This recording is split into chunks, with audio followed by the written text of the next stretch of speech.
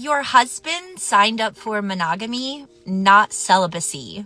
And that's the truth a lot of wives don't want to look at. He chose you to be his one person for life.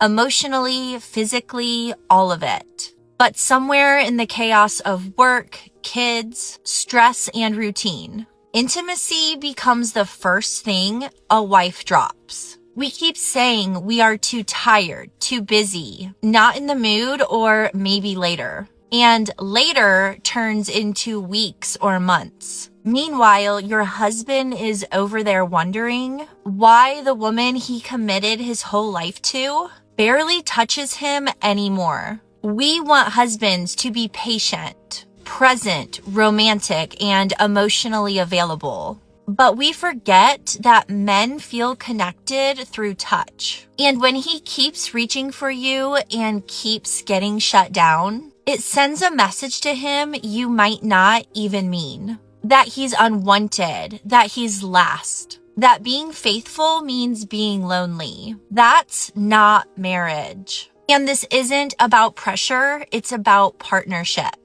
Intimacy is part of what keeps a marriage alive. So reach for him, initiate sometimes, make him feel chosen again. He didn't marry you to feel invisible. He married you expecting connection with his wife. There's a hard truth about marriage that most people don't like to talk about. Your spouse didn't sign up for monogamy just to live in loneliness. They chose you not just emotionally, not just legally, but physically too. And when intimacy quietly disappears, something vital in the relationship starts to fade, even if no one meant for it to. Life gets busy, work gets stressful, kids need attention, bills pile up, days blur into routines, and somewhere in all of that chaos, intimacy often becomes the first thing to fall off the list. Not because love is gone, not because attraction disappeared, but because exhaustion feels louder than desire. I'm too tired. Not tonight. Maybe later. And later slowly turns into weeks. Sometimes months. Meanwhile, your husband is sitting with thoughts he rarely knows how to say out loud. He's wondering, did I do something wrong? Am I still wanted? Is this what marriage is supposed to feel like?